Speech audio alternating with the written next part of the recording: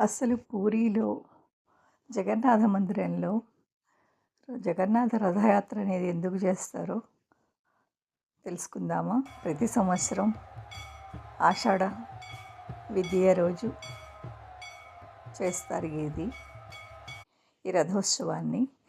పూరీ జగన్నాథ రథయాత్ర అనేది భారతదేశంలోనే అత్యంత పవిత్రమైన మరియు ప్రాచీనమైనటువంటి హిందూ ఉత్సవాల్లో ఒకటి.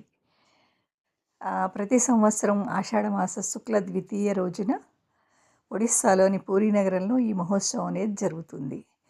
ఈ రథయాత్రలో శ్రీ జగన్నాథుడు అంటే శ్రీకృష్ణుడు, బలభద్రుడు, సుభద్రమ్మ ముగ్గురు తమ ఆలయం నుండి గుండిచా ఆలయానికి భారీ రథాలపై ఊరేగింపుగా వెళ్తారు.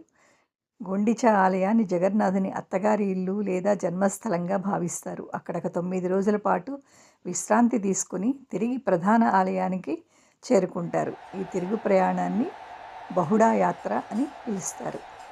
రథయాత్ర ఉన్న కథ ఏంటో తెలుసుకుందామా?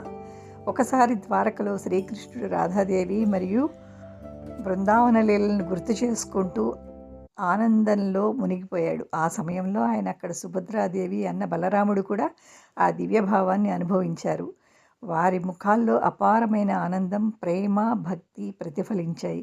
ఈ దివ్య రూపాన్ని చూసిన మహర్షి నారదుడు, ఈ రూపంలో మీరు కలియుగంలో భక్తులకు దర్శనం ఇవ్వాలి అని ప్రార్థించాడు.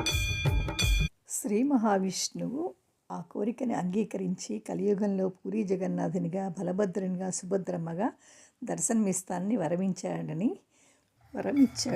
పురాణాలు చెబుతున్నాయి.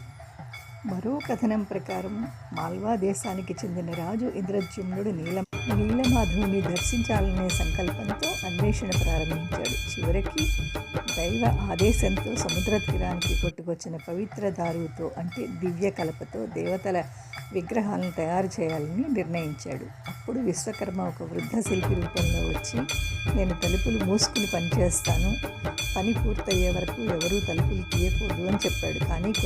కానీ కొన్ని రోజుల తర్వాత శబ్దం వినిపించకపోవడంతో రాజు ఆందోళన చెంది తలుపు తెరిచాడు. అప్పటికే శిల్పి అదృశ్యమయ్యాడు.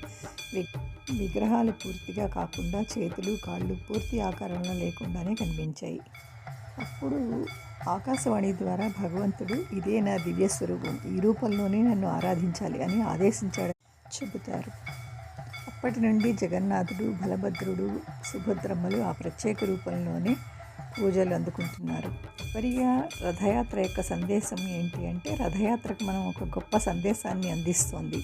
దేవుడు కేవలం ఆలయంలో మాత్రమే కాకుండా తన భక్తుల మధ్యకు స్వయంగా వస్తాడని ఈ ఉత్సవం తెలియజేస్తుంది. కులం, మతం, భాష, స్థానం అనే భేదాలు లేకుండా ప్రతి ఒక్కరికి భగవంతుని దర్శించే అవకాశం లభిస్తుంది. రథాన్ని లాగడం ఎంతో పుణ్యకార్యంగా భావిస్తారు. సేవాభావం, ప్రేమ అనే విలువలను ఈ మహోత్సవం ప్రపంచానికి చాటుతుంది. జై జగన్నాథ, జై జగన్నాథ, జై జగ. ఈ వీడియో కనుక మీకు నచ్చినట్టయితే లైక్ చేయండి, షేర్ చేయండి, సబ్స్క్రైబ్ చేయండి. Thank you for watching.